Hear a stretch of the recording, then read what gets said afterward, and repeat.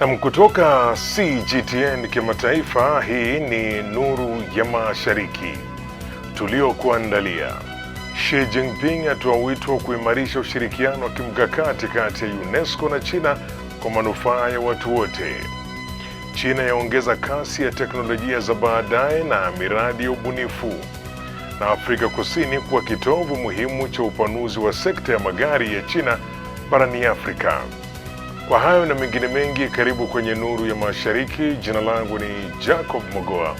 Usiondoke.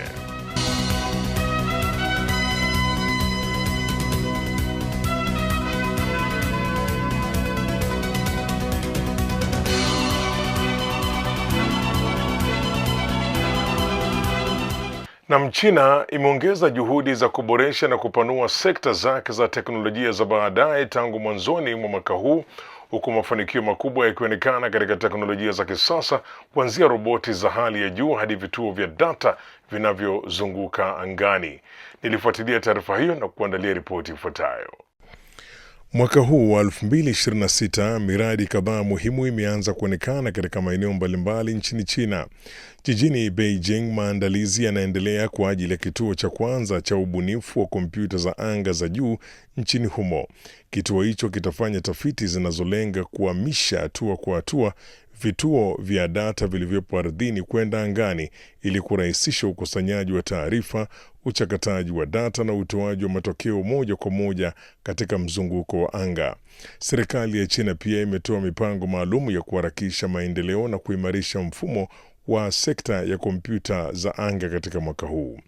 Katika jiji la Shanghai, jukwaa la kwanza duniani la majaribio ya vifaa vya roboti zinazofanana na binadamu linaendelea kujengwa. Kupitia uwekezaji wa laini ndogo za uzalishaji wa majaribio kwa aina 5 za vifaa muhimu, ikiwemo vifaa vya kupunguza mwendo wa mitambo, jukwaa hilo linatoa huduma 72 za upimaji na uthibitishaji, hatua inayopunguza kwa kiwango kikubwa gharama na changamoto za kutengeneza roboti hizo. Tangu mwanzo mwaka huu, China imezindua zaidi ya miradi 100 ya ubunifu na utafiti katika sekta za teknolojia za baadaye kupitia mfumo wake wa ushindani wa wazi. Aidha, maeneo maalum ya matumizi ya teknolojia hizo tayari yameainishwa, huku vituo vya ubunifu wa viwanda na majukwaa ya majaribio katika sekta za kipaumbele vikianzishwa ili kuharakisha safari ya teknolojia kutoka mahabara hadi kwenye uzalishaji viwandani.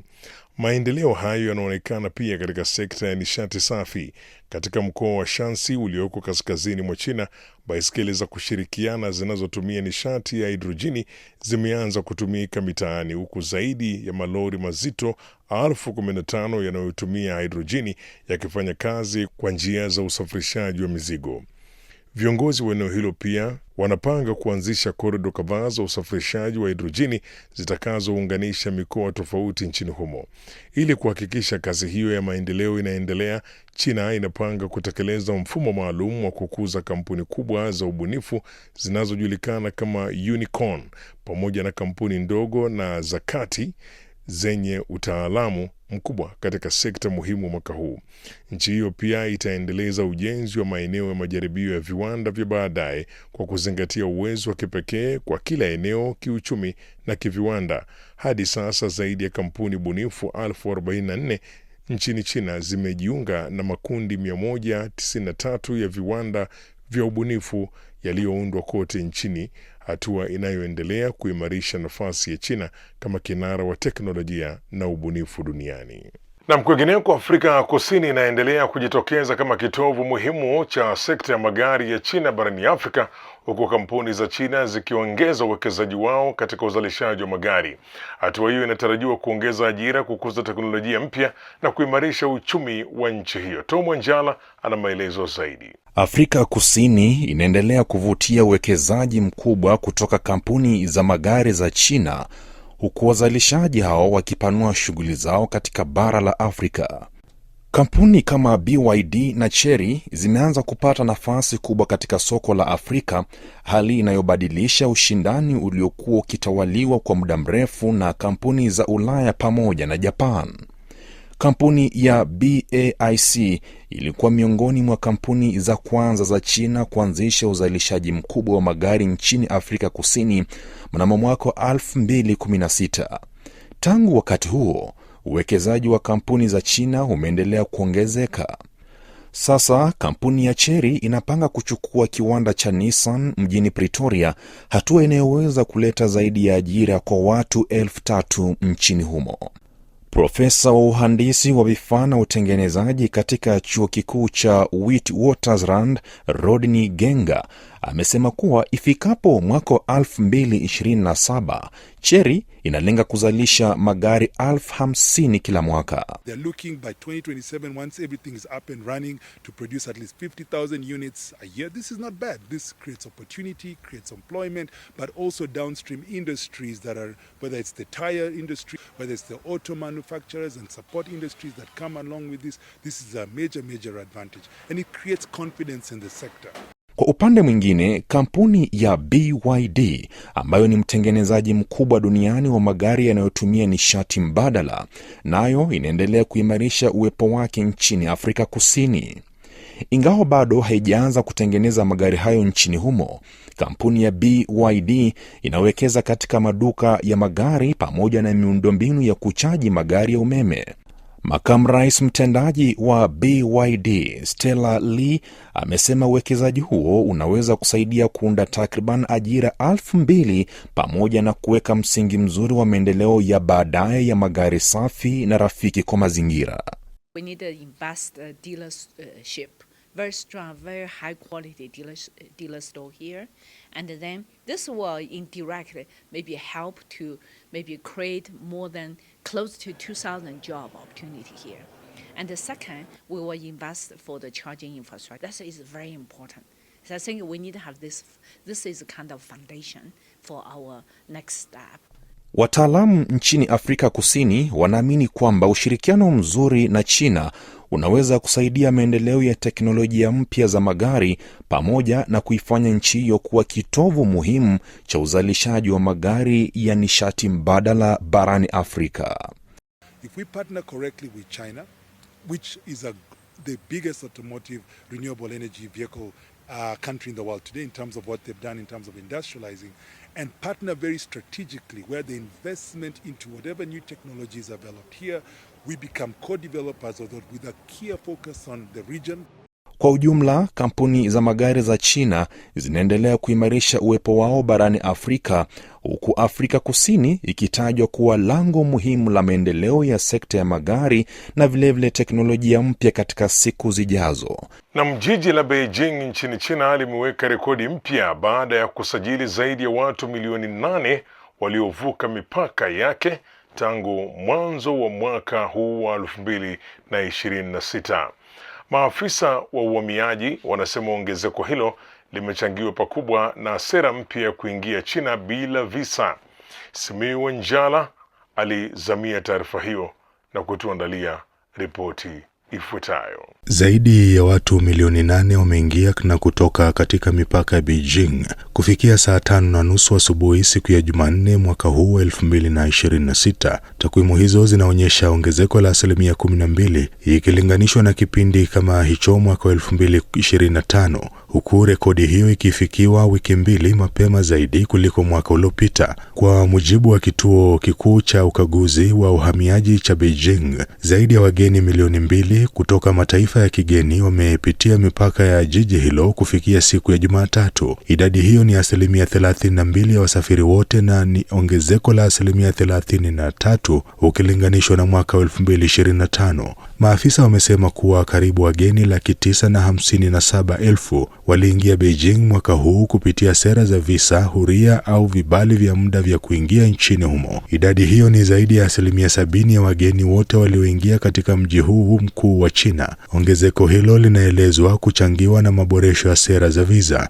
China kwa sasa inaruhusu raia wa nchi 50 kuingia nchini humo bila kuhitaji visa. Aidha, wasafiri kutoka nchi 55 wanaruhusiwa kupitia nchini China na kukaa kwa muda wa hadi saa 240 bila visa kabla ya kuendelea na safari zao kwenda mataifa mengine. Baadhi ya wageni wamesema sera hiyo zimewapa hamasa ya kutimiza ndoto yao ya muda mrefu ya kuitembelea China. Kwingineko ni kuwa China inaendelea kuleta ubunifu katika sekta ya utengenezaji wa bidhaa za kibiolojia. Teknolojia za uhandisi wa vinasaba sasa vinatumika kuimarisha kilimo na viwanda vya vifaa vipya. Mwenzangu Ronald Mutie anatueleza zaidi. Sekta ya utengenezaji wa bidhaa za kibiolojia nchini China inaendelea kuleta ubunifu kupitia bidhaa zinazotokana na uhandisi wa vinasaba. Katika vilima vya kaunti ya Hunan, mashariki mwa China, msimu wa uvunaji wa chai ya masika unaendelea. Baada ya uvunaji kwa kutumia mashine, mkulima mmoja wa chai ananyunyizia dawa ya kudhibiti wadudu, lakini hatumii kemikali zenye sumu. Badala yake anatumia kimelea hai ambacho ustawi wakati wa michakato ya kemikali inayofanyika ndani ya majani ya mimea. Uhusiano wa ushirikiano kati ya mimea na kimelea hicho husaidia kuongezea uwezo wa mimea kupambana na magonjwa pamoja na manufaa mengine. Using this microbial agent, we see more and more buds. More buds mean denser leaf growth, better plant health, and higher yields. This microbial agent also helps farmers reduce or avoid pesticide residues. If random testing detects pesticide residues, the entire batch of tea will be rejected and must be destroyed. Mbali na kuleta mageuzi katika kilimo cha kisasa, utengenezaji wa bidhaa za kibiolojia pia unaleta mafanikio katika sekta ya bidhaa mpya za viwandani. Katika maonyesho ya kimataifa ya sekta ya plastiki na mpira yaliyofanyika hivi karibuni mjini Shanghai, kifuniko cha betri kilichotengenezwa na malighafi za biolojia kilivutia wengi. Kifuniko hicho ni chepesi kuliko vile vya kawaida vya chuma, jambo linalosaidia kuongezea uwezo wa magari ya umeme kusafiri umbali mrefu zaidi. Our material can withstand direct flame from an acetylene torch at 1100 degrees Celsius for 1 hour without burning through. Kwa mujibu wa ripoti ya mkutano wa utengenezaji wa bidhaa za kibiolojia ya mwaka 2025, dhamani ya sekta hiyo nchini China ilifikia zaidi ya dola bilioni 157 za Marekani mwaka jana. Rais wa China Xi Jinping ametoa wito wa kuimarisha ushirikiano wa kimkakati kati ya China na shirika la Umoja wa Mataifa la elimu, sayansi na utamaduni, yani UNESCO, alipokutana na mkurugenzi mkuu wa UNESCO Khaled El-Enani aliyekuwa ziarani mjini Beijing siku ya Jumanne. Hamis Darwesh anaripoti zaidi. Wakati wa mkutano wao uliofanyika katika Great Hall of the People Jumanne alasiri, Xi alisifu mchango wa shirika hilo katika kuimarisha uelewano na kuaminiana kati ya watu wa nchi mbalimbali pamoja na kukuza mabadilishano na kujifunza kati ya ustaarabu tofauti. China inaunga mkono kikamilifu kazi za UNESCO na pande zote mbili zimefanya mengi kwa pamoja kulinda amani ya dunia na kuendeleza maendeleo ya kimataifa. Niliwahi kusema kuwa ushirikiano kama huu ni wa dhamani sana na unapaswa kuendelezwa. Mke wangu ni mjumbe maalum wa UNESCO wa kuendeleza elimu kwa wasichana na wanawake, na anatilia maanani sana kazi hii. China iko tayari kuimarisha ushirikiano wa kimkakati na UNESCO chini ya uongozi wako ili kuwanufaisha zaidi watu wa nchi zote. Mkurugenzi mkuu wa UNESCO Khaled El-Enani alimshukuru Xi kwa msaada endelevu na mpana wa China kwa UNESCO, na pia alikumbuka hotuba aliyotoa Xi katika makao makuu ya UNESCO mjini Paris miaka 12 iliyopita.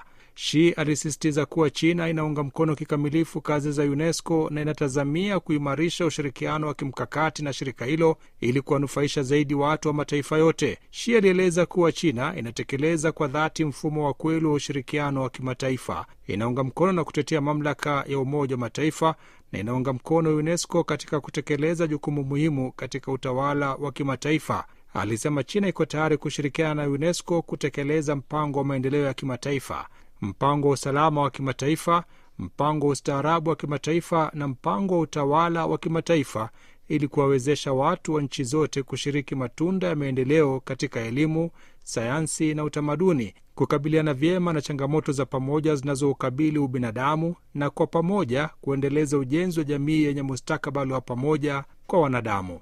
Mr. President, it's such a great honor for me to be here, and thank you for the extensive support I'm receiving from Chinese authorities and your excellent permanent delegation at UNESCO.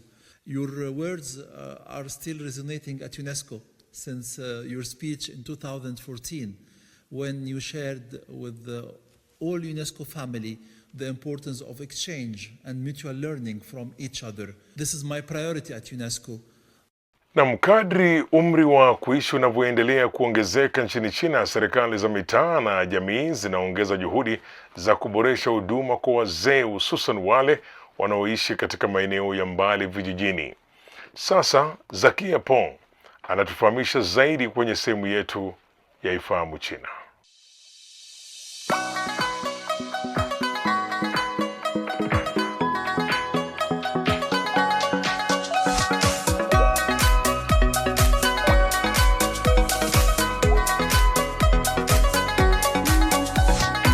Hujambo na karibu katika kipindi cha Ifahamu China. Mimi ni Zakia Peng.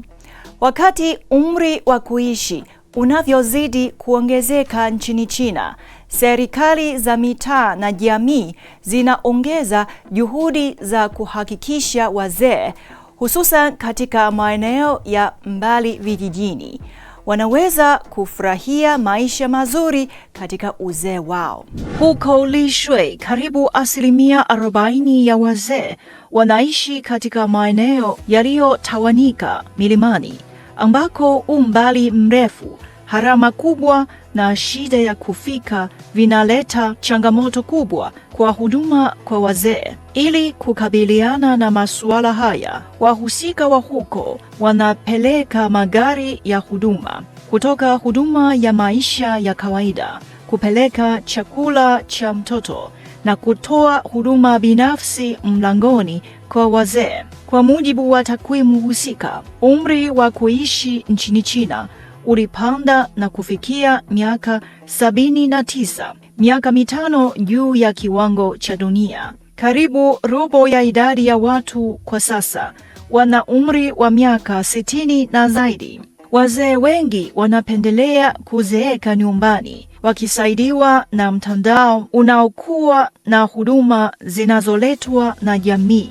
Katika miaka 5 iliyopita, China imeanzisha zaidi ya mikahawa 86,000 ya kijani inayotoa huduma kwa ajili ya wazee milioni 3 kwa siku. Zaidi ya hapo, nyumba milioni 2 zimewekwa vifaa vya usalama kama vile sakafu zisizoteleza. Ubora wa huduma kwa wazee pia unaendelezwa nchi nzima. Vitanda maalum vya kuwahudumia wazee kwa sasa vinachukua karibu 66% ya nyumba za kudumu za huduma kwa wazee. China pia inatumia urithi wake wa utamaduni na nguvu ya viwanda ya maeneo husika. Mjini Lishui, mji unaofahamika kwa sekta yake ya utengenezaji wa mbao na urithi mkubwa wa kitamaduni usioshikika, juhudi zinafanyika kutengeneza mazingira changamfu na rafiki kwa wazee. Haya, kwa leo kipindi hiki kinaishia hapa. Katika kipindi kijacho nitaendelea kukuletea mambo mengine yanayovutia kuhusu utamaduni na jamii ya China. Asante kwa kuwa nami. Mimi ni Zakia Peng. Kwa heri. Na mtazamaji, sasa ni wakati wa kujifunza lugha ya Kichina. Katika sehemu hii tunakuletea masomo ya lugha ya Kichina hatua kwa hatua na kwa njia ambayo ni rahisi na ya kuvutia zaidi. Karibu kwa pamoja tuweze kujifunza lugha ya Kichina.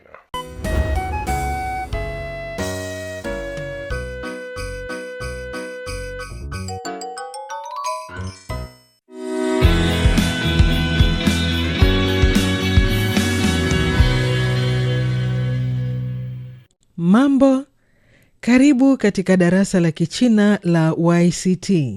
Somo la YCT ni mfumo wa mafunzo ya lugha ya Kichina unaowaongoza watoto kujifunza Kichina kwa ufanisi na kuinua kiwango chao cha uelewa wa lugha ya Kichina kwa pande zote.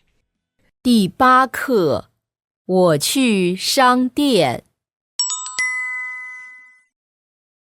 Sikiliza rekodi na usome. 学校，学校，商店，商店。 Sasa tutajifunza maneno mapya. Tafadhali soma baada ya sauti zilizorekodiwa. 在，去，哪儿，谢谢，你们，我们。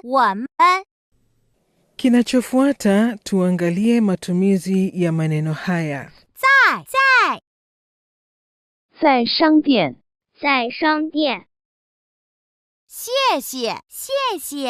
谢谢你，去，我去学校，你们，我去学校，你们去吗？我去学校，你们去吗？ 我们，我们在家，哪儿？ Tafadhali jibu swali langu. 你去哪儿？ 我去学校，你去哪儿？ 我去商店。 Magoli ya soka. Unaposoma msamiati ambao mvulana mdogo amesema kwa usahihi, mvulana huyo atafunga goli. Hebu tumsaidie. Unasomaje neno hili? 谢谢。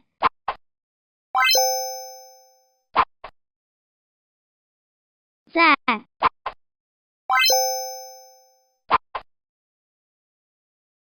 我们。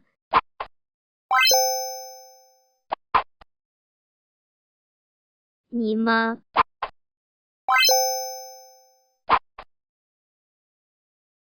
去。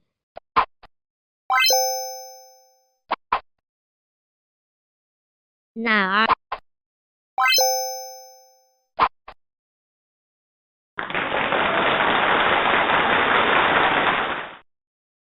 Kazi ya nyumbani ya leo ni kusoma maneno mapya. Kesho tutaendelea kucheza michezo ya maneno. 再见. Na kufikia hapo ndipo ninapokamilisha makala haya ya Nuru ya Mashariki. Usikose kujiunga nasi tena juma lijalo sana wakati kama huu kwa makala mengine ya Nuru ya Mashariki. Kwa niaba ya wote waliofanikisha, mimi ni Jacob Mogoa na nasema shukran kwa kuwa nami. Kwa taarifa zaidi kuhusu China, unaweza kutembelea tovuti ya CRI Kiswahili na marafiki_CN kwenye Facebook. Pia unaweza kupakua app ya Cheche kwenye Google Play na Palm Store.